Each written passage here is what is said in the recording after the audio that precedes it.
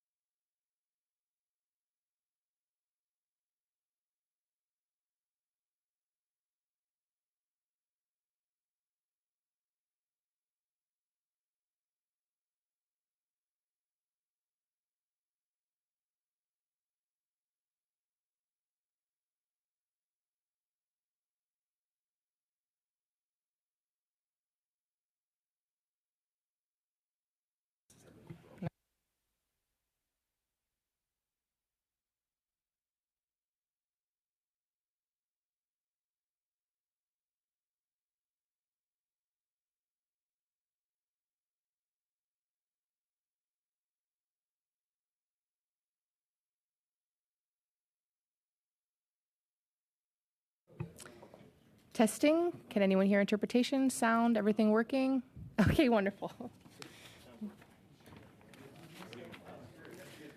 Without further ado, we will proceed to the opening statement. So you'll have 5 minutes. And I believe is it Councillor Long or Murray Long will be speaking? Great. Councillor Royal, please proceed. Matakiapi. Beto was there. Frank Royal Makiapido. Use Kia Wachia copy. Chante was there in the picture, use Pido. Hello, my friends and relatives. Good day. My name is Frank Royal. Good to see you all. And I shake all your hands with a good heart. Madam Chair and the committee, thank you for having us here today to present. And I'd like to introduce the Whitecap team here, Director of Self-Government Murray Long, Councillor Dwayne Eagle, and Legal Counsel Max on Zoom. So we're glad to be here, and some of the things I just want to touch on is our history of Dakota peoples in Canada. as part of the self-government, we want to seek proper recognition of Whitecap, Dakota, based on our contribution as allies of the British Crown. The case was made to Minister Miller, and he made the case to Cabinet to correct this historical oversight. We have now negotiated a self-government treaty that affirms Dakota as an Aboriginal peoples of Canada. Bill C-51 will affirm our place and protect our agreement as a Section 35 treaty within Canada. The self-government treaty also has provisions for future negotiations to address other Aboriginal rights, such as small land base and parity with other numbered treaties. So thank you for listening, and I'll turn it over to Councillor Eagle. Thank you. Thank you, Councillor. Good afternoon, Madam Chair, and I'd like to thank everybody for this opportunity to speak. I'll just talk about a brief history of the processes with our community. We got a community mandate in 2009, and 2012 we got the framework agreement. 2017 approval in principle. And we worked with a number of ministers, including Chuck Strahl, John Duncan, Carolyn Bennett, of course, Minister Mark Miller. And I want to thank them for their support throughout. Negotiations were complete in the summer of 2022 with a self-government agreement. Community, we had a community vote, and they're very excited. It was our mandate to sign a self-governing agreement. We did have, we were part of a First Nation Land Management Act, so we've been self-governing for about 20 years already. So this is just the next step into self-governing. We had an approval rate of 92% when we had the vote on the Constitution and Self-Government Agreement. And more negotiations with Mr. Miller with the Self-Government Treaty. We had to amend and get a ratification vote on that, and it was 100% approval in our community. So they're pretty excited, and they can't wait to get this done. So I want to thank you all for your time. Thank you very much. We'll move to Minister Miller unless there are further comments. You want to speak, Mark? Yeah, Go, please. I was going to say very briefly, as far as our history of the Dakota peoples in Canada go, it's a unique history, and I'm sure Minister Miller will speak to it some as well, but at the end of the day, what this treaty does is it gives proper recognition to the Dakota people, or to the Whitecap Dakota people in Canada. It's something that's very important to our members and to our elders. As a result of this treaty, Bill C-51 will affirm that the Whitecap Dakota are Aboriginal peoples of Canada, and it will also protect our self-governance treaty as a Section 35, through Section 35 protection. And it also gives us the opportunity, as the agreement says, to work forward from there and build on more work and reconciliation and so forth. There's lots of information and questions and answers we can get into lawmaking and the jurisdictional powers and fiscal arrangements and whatever, but we are truly grateful, speaking on behalf of the Chief, for all the support that all the parties have given us. We've been working with all the parties over the last few weeks, and we look forward to having this bill passed, and so our self-government agreement can take effect September 1. Thanks.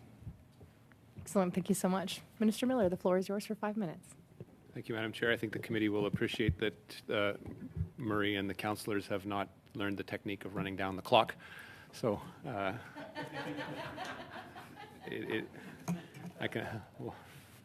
walk you guys through that later. But, We gave you an extra. yeah. So I think as they alluded to, and these were not in my prepared notes. And thank you, Madam Chair, for the acknowledgement, the territorial acknowledgement. The piece of legislation that we're considering today really is part of a larger discussion in and around the presence of the Dakota and the Lakota peoples in Canada and the indignities that they have suffered by being treated as second-class First Nations throughout the history of their presence in Canada, which predates the arrival of my people. Most people of my age in Canada are well aware of the Sitting Bull vignette by the National Film Board, and that is only a very limited part, but a very important part of that history. The history obviously predates that and goes back to, obviously, the War of 1812, when these people and their predecessors stood as allies to us against a common foe, as well as the traditional grounds that were theirs well before our people were here, and that has resulted in the non-recognition of their Section 35 rights. And that is an indignity that we are correcting here today as part of that, but also as a greater process of recognizing the 8 other communities that exist in Canada, as well as their rights. And that is something that we will continue to work on as we do as an unfinished project of a country. But I thank them for their patience and thank them for their willingness to trust us when we have not accorded them that level of trust in the past, with the effects that it's had today on them and their people. But this is first and foremost an element of dignity that we are working to restore, so I thank you for your cooperation in that. I will speak specifically here today about Bill C-51, the act to give effect to the Self-Government Treaty recognizing the Whitecap Dakota Nation, the Wapaska Dakota Oyate. I'll focus my prepared remarks on the potential impact of the Self-Government Treaty has for Whitecap and why it matters to Canada, as well as how it will deliver on our broader commitment under the United Nations Declaration of the Rights of Indigenous Peoples. Madame la Présidente, comme vous le savez, les appels à l'action. Madam Chair, as you know, the Truth and Reconciliation Committee calls to action call on federal, provincial, territorial, and municipal governments to fully adopt and implement the Declaration as a framework for this recognition. Now, this law will give us a roadmap to implement its objectives. Briefly from Article 4 of the Declaration, which states Indigenous peoples in exercising their right to self-determination have the right to autonomy or self-government in matters relating to their internal or local affairs, as well as ways and means for financing their autonomous functions. As member of this committee know, the Indian Act is a colonial and racist piece of legislation that stripped away the rights of self-determination and self-government of First Nations. The Indian Act took away Whitecap Dakota's and so many other nations' inherent right to govern themselves, to build on their own economy and to have a say in programs and services delivered on their lands. Au cours des 40 dernières années, la nation Dakota. For the past 40 years, the Whitecap Dakota have worked to move out from under the Indian Act. For example, they implemented in 1989 an election code. In 2003, the community became one of the first signatories of the Framework Agreement on First National Land Management. This enabled Whitecap to exercise control over its lands or resources without ministerial oversight, thereby replacing 25% of the Indian Act. Whitecap Dakota developed business laws and policies enabling it to work efficiently. Similarly, under the First Nations Fiscal Management Act, Whitecap Dakota levies a real property tax on reserve, which funds community development, social programs, and businesses. Underpinning all of these initiatives is a desire to respond nimbly to economic and development opportunities. I had the opportunity to see the impacts of their vision, determination, their efforts through the impressive infrastructure that they've built in their community due to the leadership of Chief Darcy Barron Council. From the golf course to the Dakota Dunes Resort that was supported by Indigenous Services Canada Community Opportunity Readiness Program to their casino, Whitecap has shown their success over and over and over in the last few decades, and is really an example of the importance of self-determination of Indigenous communities across Canada. For over a decade, guided by their membership's vision, Chief Barron Council have been in negotiations with the Government of Canada on a self-government agreement to remove the remaining pieces of the Indian Act that is impeding their full vision of self-government. That is the bill that we're talking about today. The Self-Government Treaty recognizing the Whitecap Dakota Nation, Wapaska Dakota Oyate Bill, enacts a comprehensive self-government treaty that aligns with the UN Declaration and responds to Whitecap's specific desires to move out from under the Indian Act. When passed, the bill and thereby the treaty will affirm the Whitecap Dakota government as an Indigenous peoples of Canada with an inherent right of self-government as a constitutionally protected right under Section 35 of the Constitution Act 1982. It would recognize Whitecap Dakota as a self-governing entity with jurisdiction and authority over a broad range of authorities related to the community's administration, reserve lands, membership, programs, and services. It'll further establish a new nation-to-nation relationship between the Government of Canada and Whitecap, Dakota, with practical mechanisms for intergovernmental operations. In closing, I would encourage the members of this committee to come together to act and swiftly pass this bill in order to meet the September 1st coming into force date of the agreement, to take the steps towards the implementing of the United Nations Declaration on the Rights of Indigenous Peoples and support Whitecap, Dakota Nation's vision of self-determination, and at the same time remove a stain on Canada's history. I look forward to your questions. Thank you. Merci. Excellent. Just to let everyone know, we're watching the clock. We have about 12 and a half minutes until the vote, but we are going to proceed with the first 6 minutes of this round. So Mr. Tolmie, you have 6 minutes. Well, thank you, Chair, and appreciate being here. This is very important to the Moose Jaw Lake Center Lanigan riding because this is, yes, we have a great association here, and so it's been a great opportunity for me to review quite a bit. I think one of the, if I can express this in a positive way, one of the frustrating things for me when I go through this history and this recent history is that it seems so simple, that this should have been done such a long time ago, and that we're finally getting to this in 2023. And so I'd like to hear your perspective on the journey, the recent journey to get to this point, and what your thoughts are. Other than being positive and saying, yes, we're agreeing. Thank you, Madam Chair. It's leadership with Chief Bear and his vision of our community and how you want to build a better quality of life in our community and take the steps. And we look at other successful First Nations and go and visit with them and see what they've done, and so we don't have to reinvent the wheel. And we look at municipalities as well, and we look at their tax base, and we try to incorporate some of that as well, so we can have our own source revenue in our community. So there are some programs that aren't funded, so we want to make sure that we can be able to offer that to our membership. As far as the journey, it's been pretty exciting. We started again with the First Nations Land Management Act, and eliminated 25% of the Indian Act, where we were able to do business at the speed of business.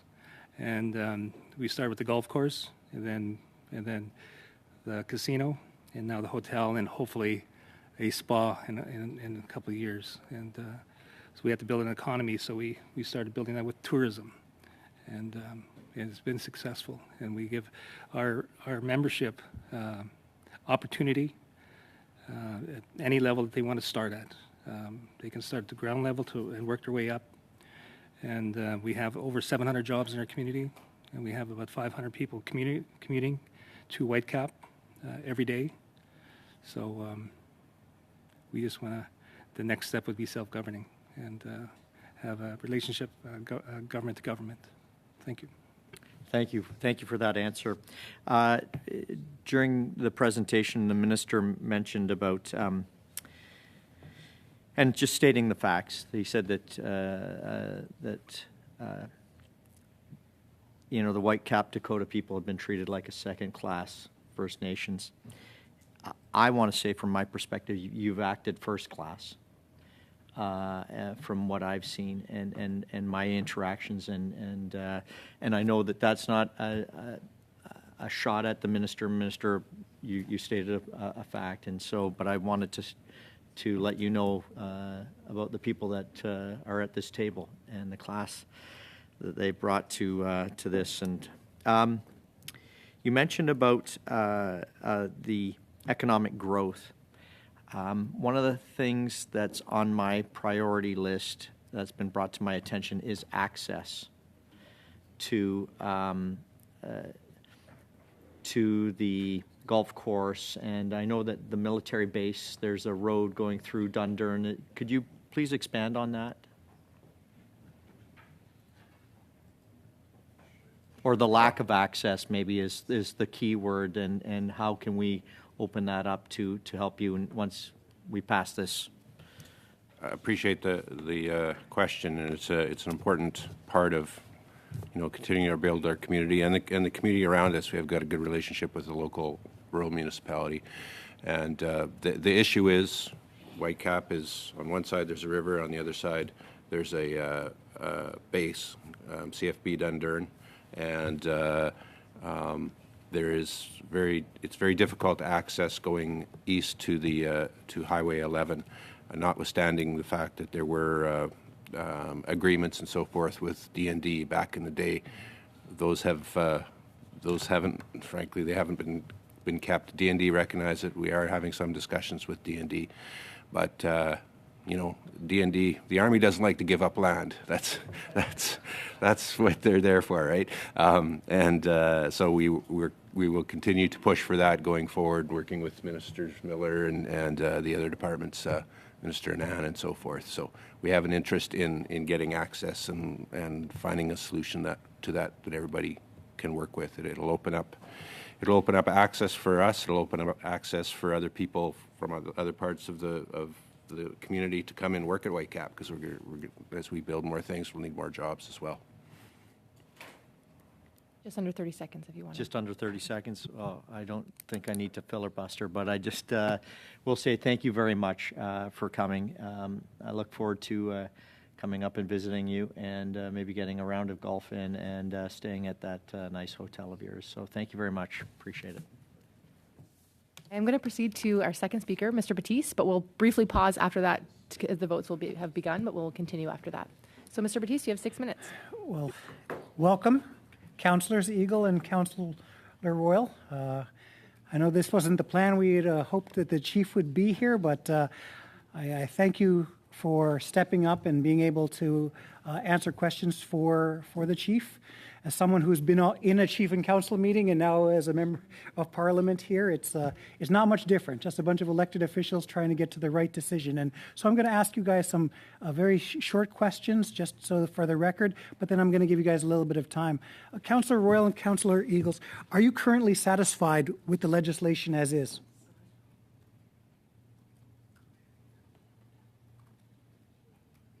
Yes, we are. Would you like to see this legislation passed, fast-tracked, with any way in which that we can, as different parties representing Canada, would you like to see this go what we have the ability to do is a unanimous consent to say that we're satisfied that the community is happy, the nation is happy, as well as our government and the parties? Would you like to see us fast-track this? Yes, we would like everybody's support to fast-track it, and then we have plans to implement it September 1st, and we do have the support of the community and going forward, and we had numerous consultations with them over the last couple of years, so they're waiting to hear some good news. Thank you. Same thing, ditto, I guess. And yeah, our community is pretty excited. We've negotiated for 13 years, and maybe 10 years or so, there was very little to take back to the community to tell them what's going on, because everything just took some time. But now it is moving quickly, and we do want the support of everybody here to move it forward. Thank you. Okay.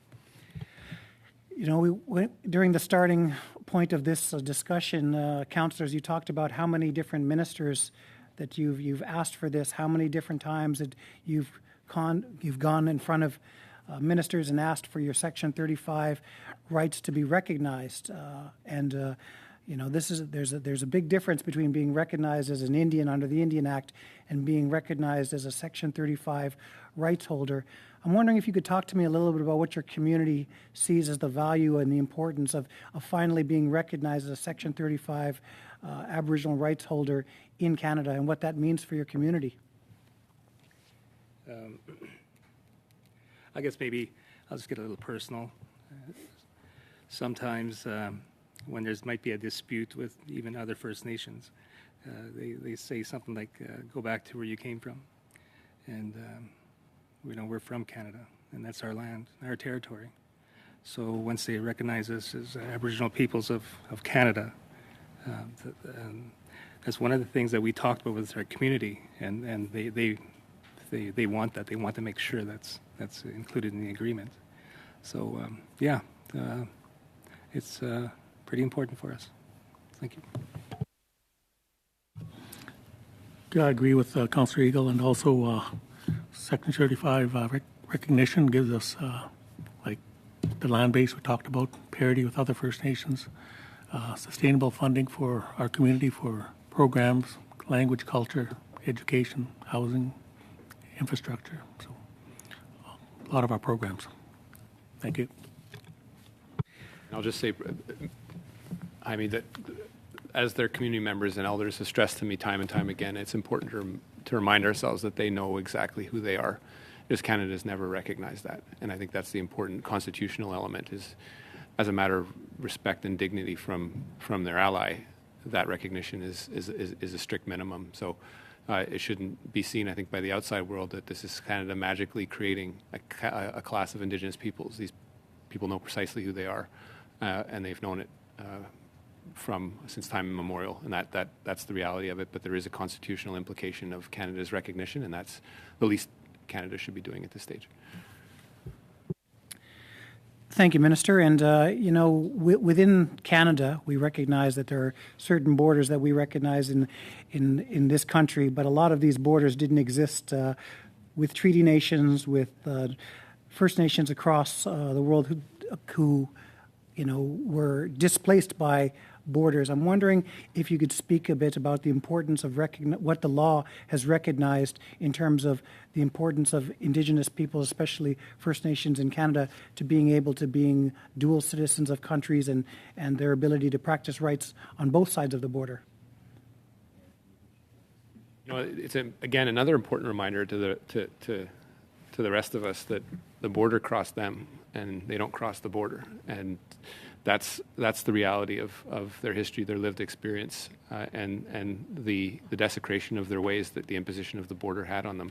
There is an ancillary discussion that we need to have on perfecting mobility rights, which, as of today, Canada, vis-a-vis its American partner, is a laggard because it doesn't recognize specific provisions of the Jay Treaty, and more importantly, doesn't recognize inherent mobility rights of Indigenous peoples, which has all the pernicious effects it can have, particularly on those most vulnerable populations, Indigenous women and girls. And that's more work that we need to do.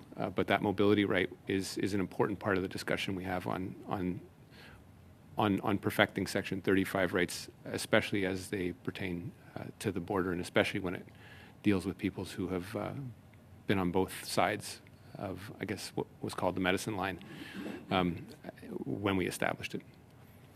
Just one short So sorry, question Mr. Batiste, for their I legal have to counsel. suspend. We are out of time. Yeah, Ooh. I can resume within 30 seconds when we come 30 back. seconds. We're just have to suspend briefly to vote, and then we'll be back. So sorry.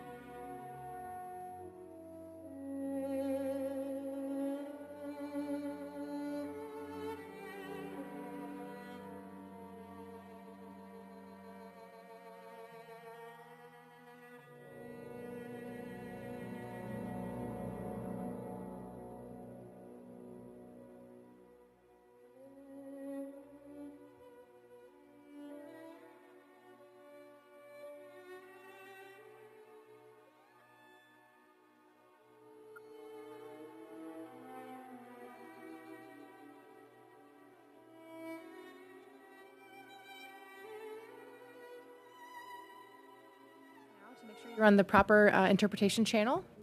And we will resume with Madame Bérubé. Vous avez la parole pour 6 minutes. Merci. Merci, Madame la Présidente. Thank you very much, Madam Chair. First of all, I'd like to thank the representatives of Whitecat Dakota First Nations being here today. With a little hindsight, we can see that the chief has managed to survive the negotiations which have gone on since 2009. Do you have any recommendations so we can improve this process and that delays such as this one could be shortened? I'll start and make a few comments.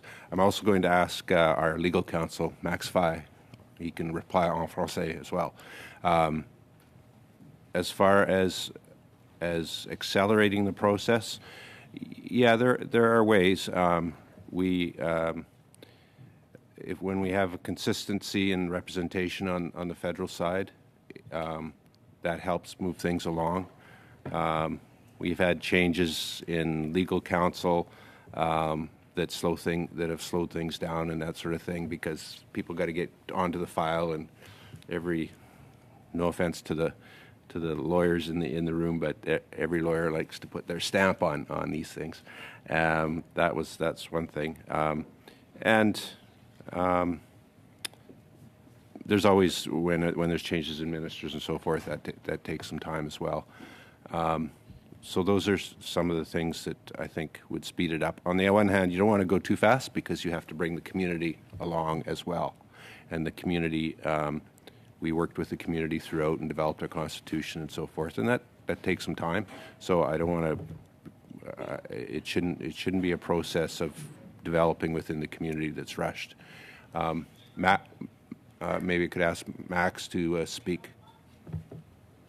Alors oui, avec plaisir et entièrement d'accord avec vous. Yes, and be glad to. Effectively, it does take more time than it was seen, like Bay James, for example, which is not only a treaty but a lot of self-government elements. It took quite a while to negotiate. It was the first modern treaty, of course, and since that time, it seems that we are extending the process of negotiation. But as Chief Long has mentioned, having some consistency and continuity on the government side is very important. The fact of having some flexibility in the federal government policy and the will, of course, to negotiate these treaties, I think this has been a great asset to the negotiation process. Initially, there were a lot of restrictions on what the government was prepared to offer, and this tended to limit the negotiations through this lack of flexibility. But there's some improvements, significant improvements made on that issue. Thank you. In line with my first question as well, do you have any advice to give other First Nations who would like perhaps attain a self-government treaty with the federal government? What would you advise them to do?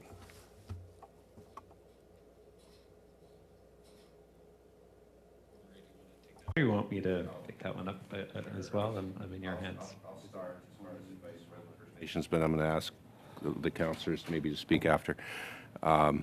Just generally,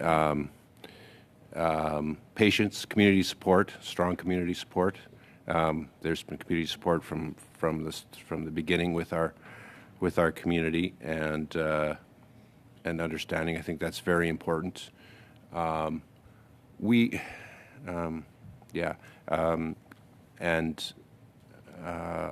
I would also, as I say, I think you need some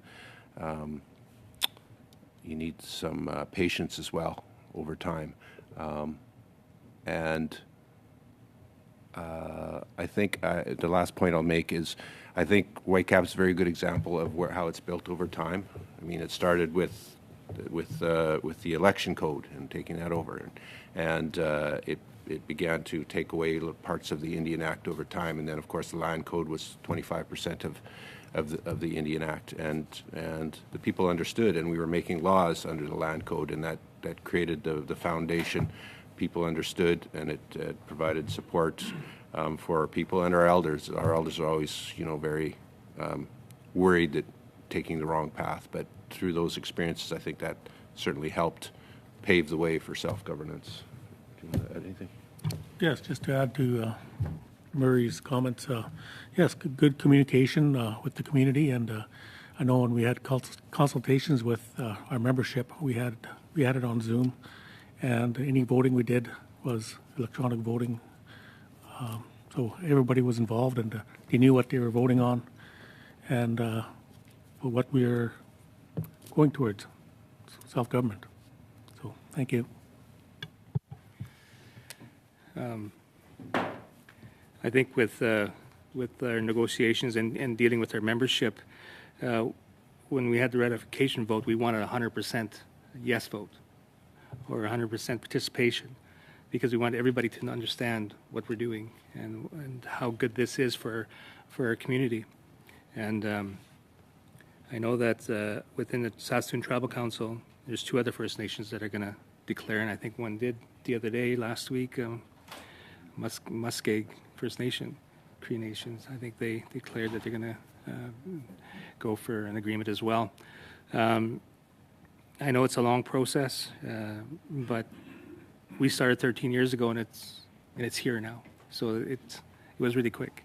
And Murray's kind of hoping to go 20 years because he wants to retire, but that's Whitecap. But anyway, no, I think just communication with the community. Thank you. One last point, on that question is, and we said this, especially as we got to the end and wanted people to participate and understand and vote, there's some people that always participate in those things, and it's not those people in the community that are they're important, but also we wanted to make sure it was the younger generation and people that, in 20 years when I'm gone and council is our elders and so forth, that the people that are running the self-government at that point and the people that are voting for their chief, they know what the Constitution is, and they know, hey, we voted for this, and this is ours, and to take that ownership. I think that's very important to take that ownership. Merci, Madame Berube. Mr. Love. Thank you, Madame Berube. Mr. Beria.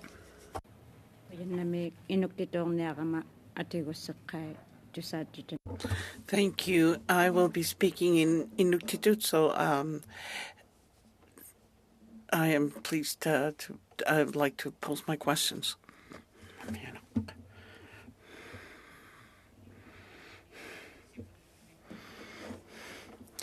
Firstly, I want to welcome you, and it is wonderful to hear the reports you have made today, and they are very clear and understandable. Frank, I am proud that you used your first language as your opening remarks, and it is good to hear Indigenous people use their mother tongue as opening remarks. I also want to remind other Indigenous people that if you want to ask your questions in your mother tongue, feel free to do so because we have interpretation here.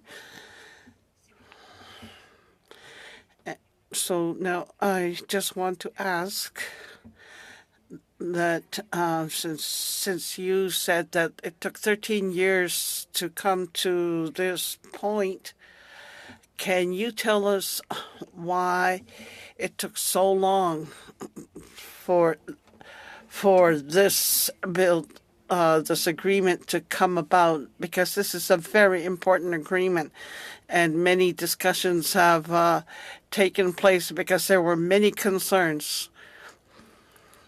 And we all want to be seen as a people that can self-govern. So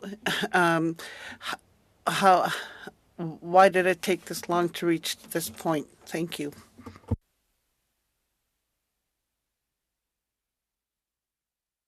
Yes, I'll answer first of all,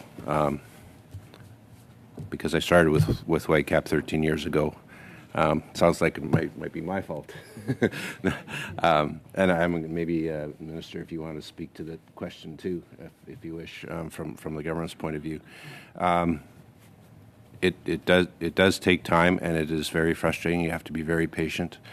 In our case, I think part of it was Whitecap, in many cases, wanted to push the envelope, wanted to change some things. We pushed the envelope on property tax jurisdiction. We're a government. We wanted to say we want to have the power to impose property taxes.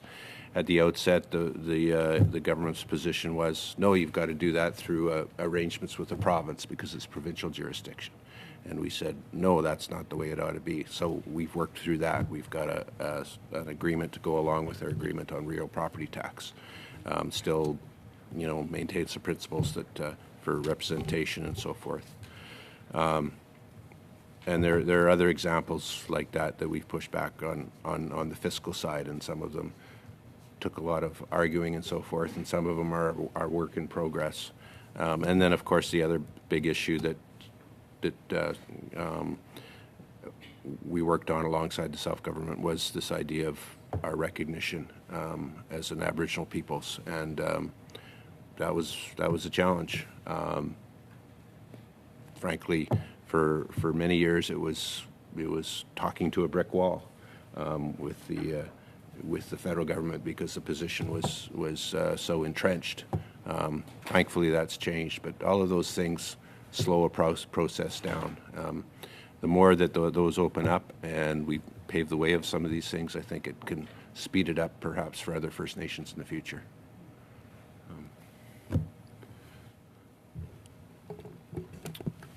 I'd say, well, a number of things. I think fear, lack of trust, the pernicious financial interest in preserving the status quo at times that exists across Canada. I think that when you reflect about what these communities are doing, they are taking themselves out of the Indian Act, but on whose conditions and on whose framework. And I think too often Canada has come into these negotiations in a position of power and not as a position of equals.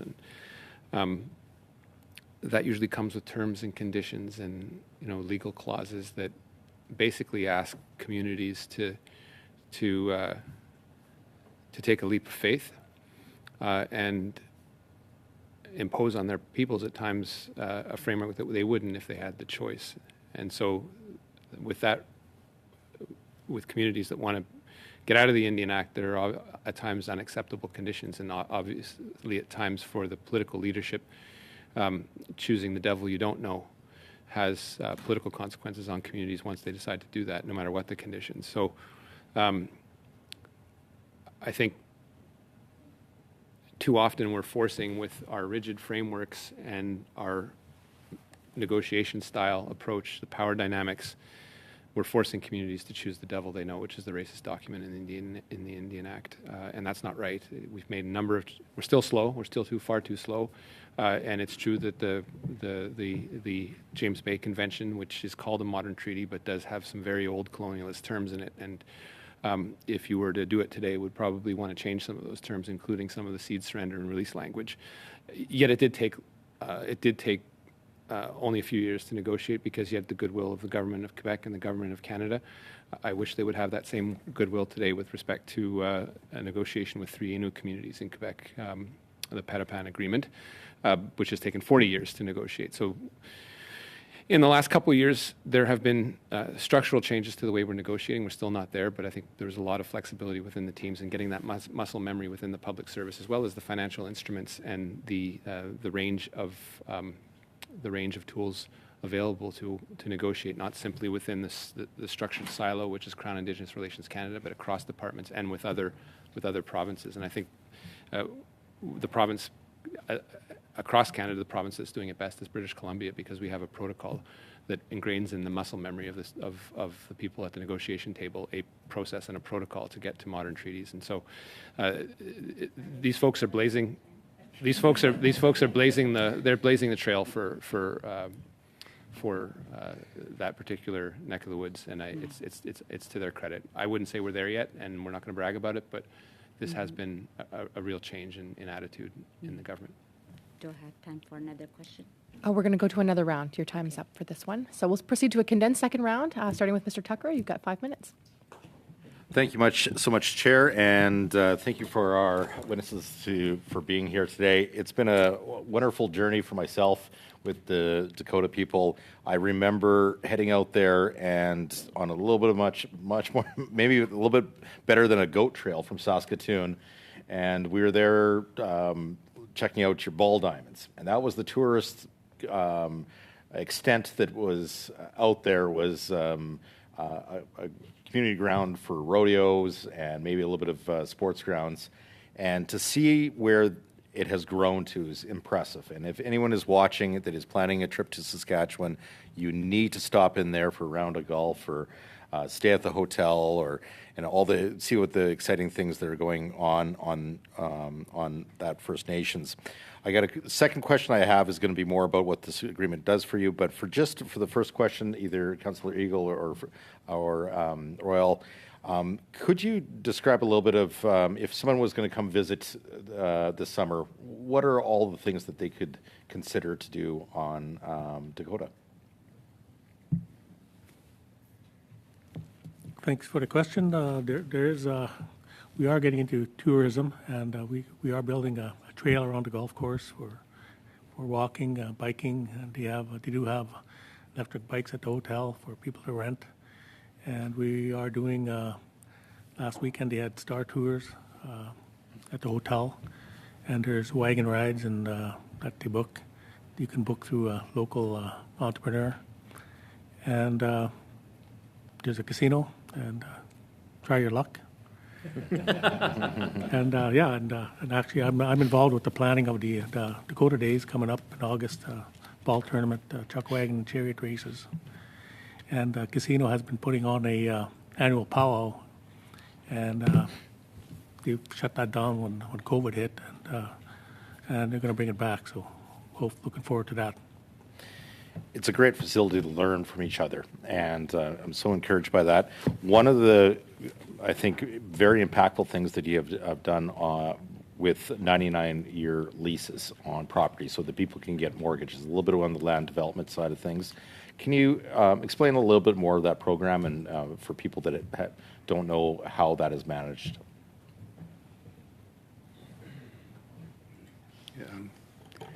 Thank you for that. Yes, we do have lease agreements in Whitecap. They're 99-year renewable leases. So if you wanted to build, say, a home in Whitecap, and you wanted to sell it, say, after 10 years, you can pay for the 10 years that you use and kick it up to full value. And it's the housing market will be open to anybody.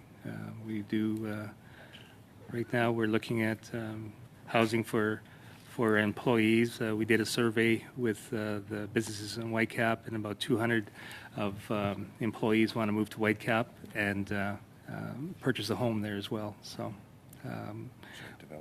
yeah, we're going to start. We did negotiate. We are in negotiations right now, or planning stages, with a company out of Vancouver, and we're looking at a resort, some condos, maybe.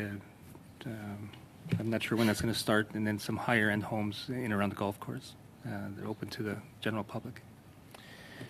And it's a wonderful development. If you think of the importance of, be it intergenerational wealth transfer within families to maybe everyone at this table that may have benefited from their forefathers or their generation before them passing down real estate or what that positively can bring to people's lives, that will now, or it has been happening now on this reserve, which is, I think, a very beneficial thing for everybody, for that pride of ownership and putting down roots and all the good things that come with.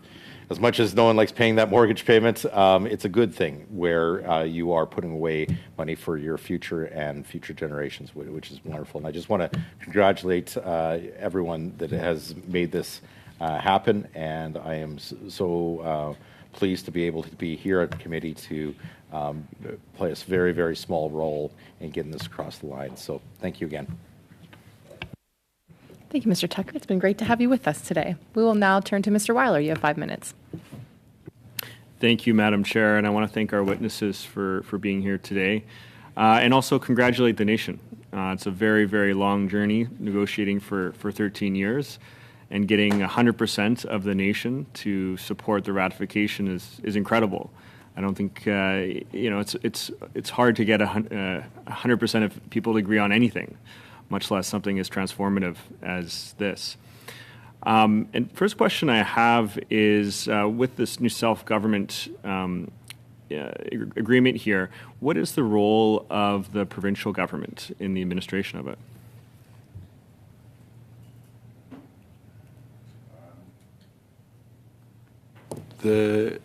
The agreement and the arrangements are bilateral between Whitecap and the federal government. I can say that at the beginning, when we started, we did pursue, I did as lead negotiator and Canada in engaging the provincial government. In hindsight, I was wrong. I think this bilateral arrangement works better in terms of getting the arrangements done. At the same time that we've been working on these self-government arrangements. We've continued to have a good relationship with the province. We've got a number of partnerships with the province. We've set up a bilateral table, and we've got arrangements in environmental protection where we've adopted their laws through our land code.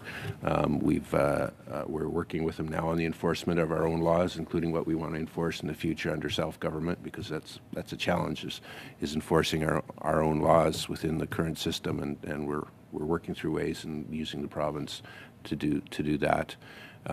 They've supported us, written letters to the government regarding the issues around the recognition and so forth, to various governments and so forth. So we've got a very good working relationship, but and we're working with them now on how they're going to recognize Whitecap not as an Indian band, but as a self-governing First Nation. So we're continuing to work with them on that.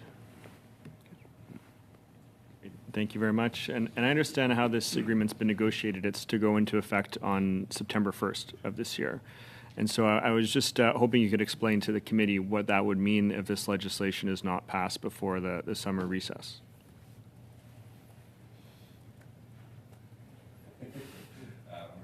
It would be it would be very disappointing.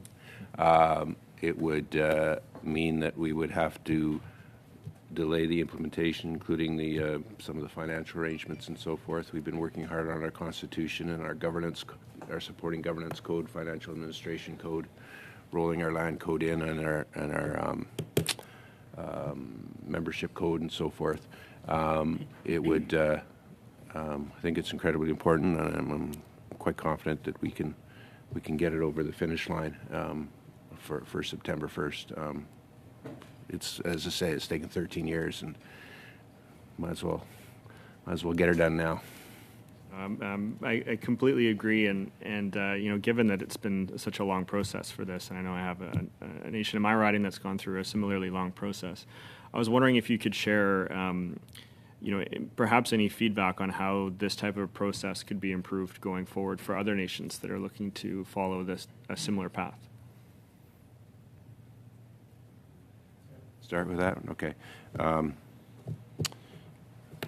I think I maybe spoke to this a little bit before. I think it's very important that the membership understand what's going on. There be a mandate from the membership beforehand. I've been involved previously in other different processes, somewhat similar, where there was not the connection with the membership, and that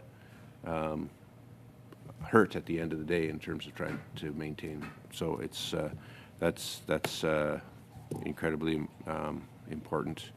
The other thing that is a challenge, Whitecap's in a pretty good place, but is building the capacity within the community. I mean, you don't want guys like me running government. You want the community members running the government over time, and we're working on that. I think it's really important to get people involved, the youth and so forth, and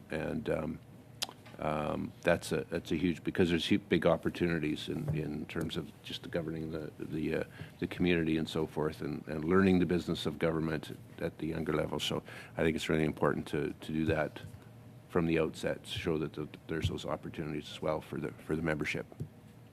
Thank you. Thank you, Mr. Weiler. Madame Berube, vous avez la parole pour 2 minutes et demi. 2.5 minutes, Madame Parole. I'll leave my time to the Conservatives.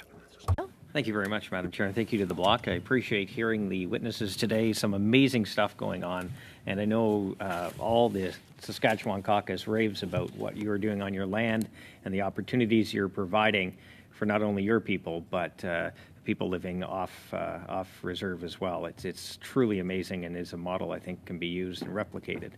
I think where I want to focus my attention here is some of the comments that we've been hearing in committee from the other side. And probably to you, Mr. Miller, if I could, Minister, we're being told here today, and we understand how important this legislation is, and we support it. But this legislation, like the Métis legislation, comes down in the dying days of Parliament. You promised the Métis legislation on April 28th. Now we're getting it on the last week of Parliament.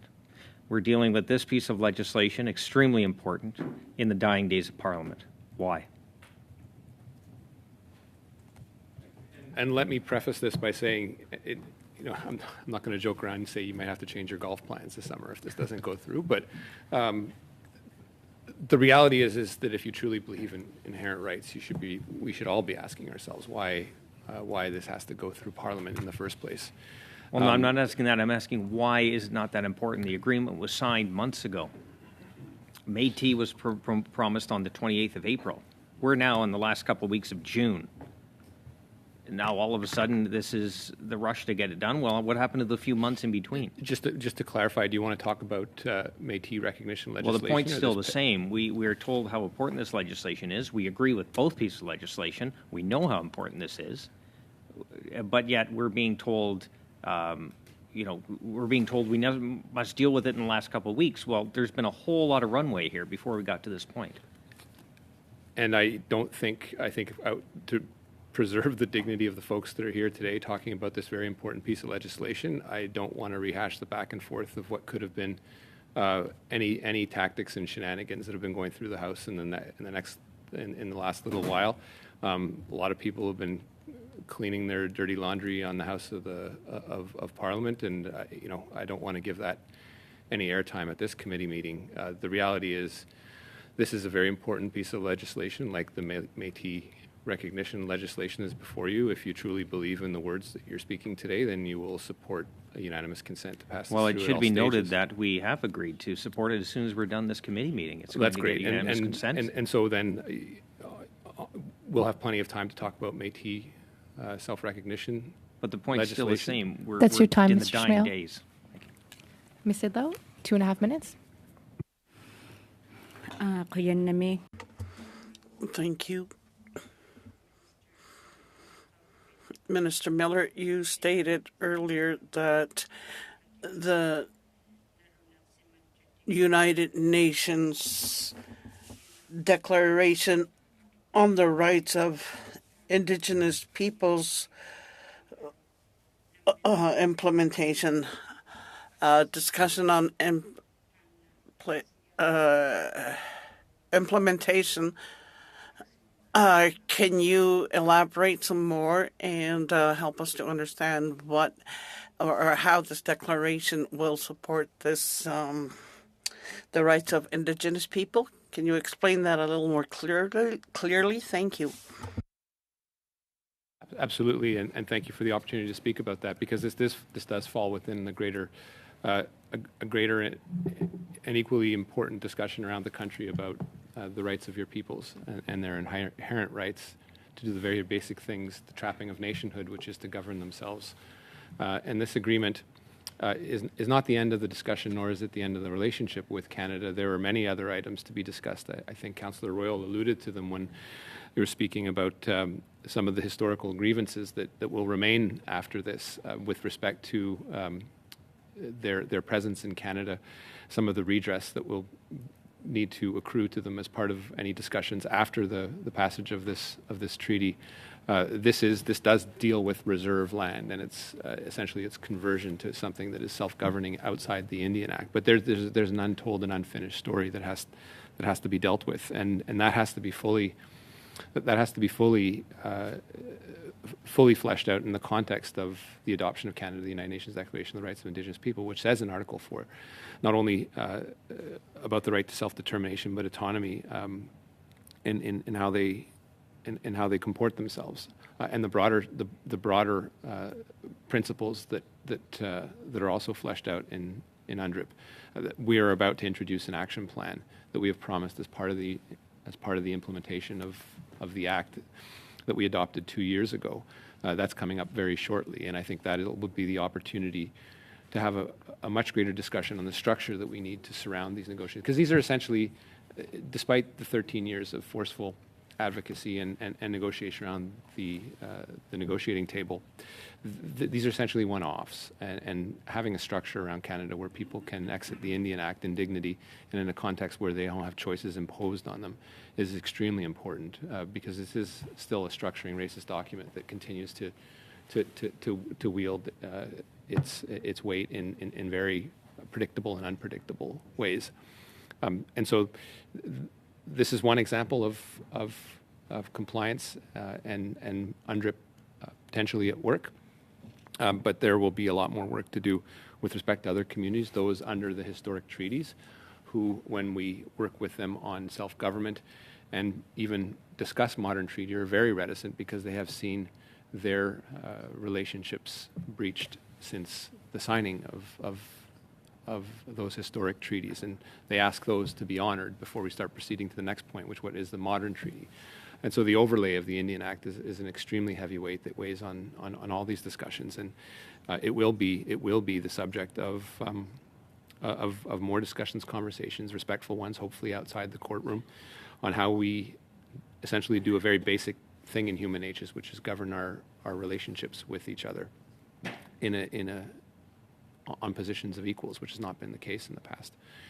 So I see this as an example, but it is an example that has persevered despite everything that's existed in Canada to prevent the success. And I think it is to the testament and the leadership of this community that they've been able to do so.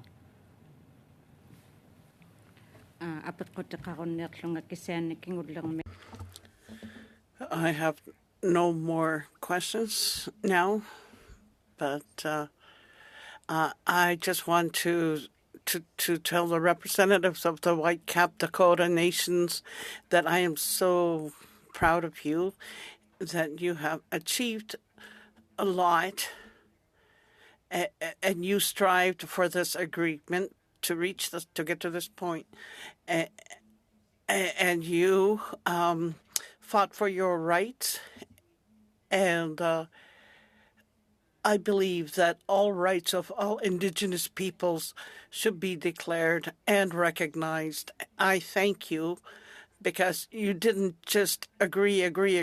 You fought for your people, for your Indigenous nations to have recognition of your rights as a nation. And I want to thank you for the report that you've given, and that will be available to all people in Canada. And thank you again for your support, and you inspire others to keep fighting for their rights. Thank you. So that brings our second round to a close, and I know that our guests wanted to end with some closing remarks. So the floor is yours.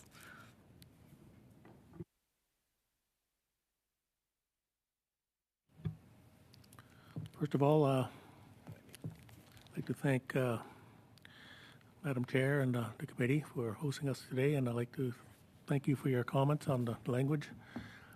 We are bringing our language back in the community and working in language revitalization, and I'm a lifelong learner, I guess, in language, so still learning. And also like to thank Mr. Baptiste for introducing the bill C-51 last week. Thank you from Whitecap, Dakota. So, thank you again. Thank you, Madam Chair. I want to thank everybody for listening to us today and bringing our story forward in the direction we'd like to take our community. Maybe I'd give a shout out to everybody watching back home, Chief Bear and all the band members, and Rick Gamola. He sent me a text and said we're doing really good. So I just want to thank everybody for that, and thank everybody that's supported us, Minister Miller and all the parties here. It's a big step for us. I know we're talking about 13 years, and it seems like a long time, but if the agreement wasn't good for our people, we wouldn't have accepted it. And this is a good agreement with Canada, and so we brought it forward, and they agreed to it, and so here we are. So I want to thank you all. Thank you.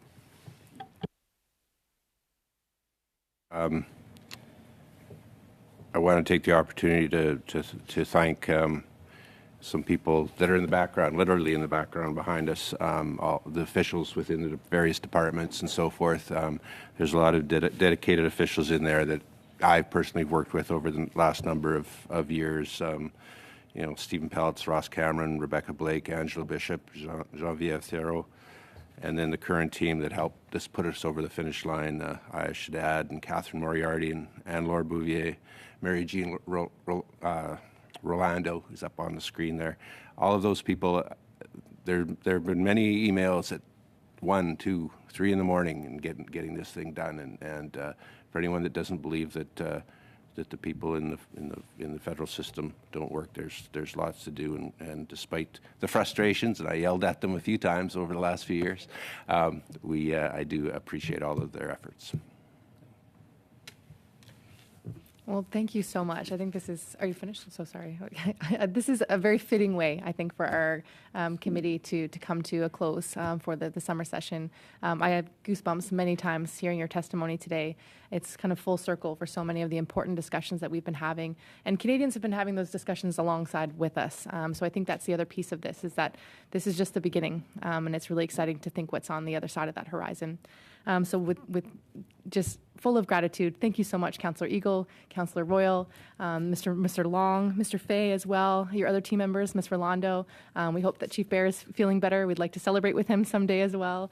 Of course, Minister Miller, the Deputy Minister as well, Mr. Ryer, and your officials. It's been a pleasure to have you today. And so that will bring our discussion to a close, but I do just want to note, again, a big thank you to my fellow committee members. This has been an incredibly collaborative committee.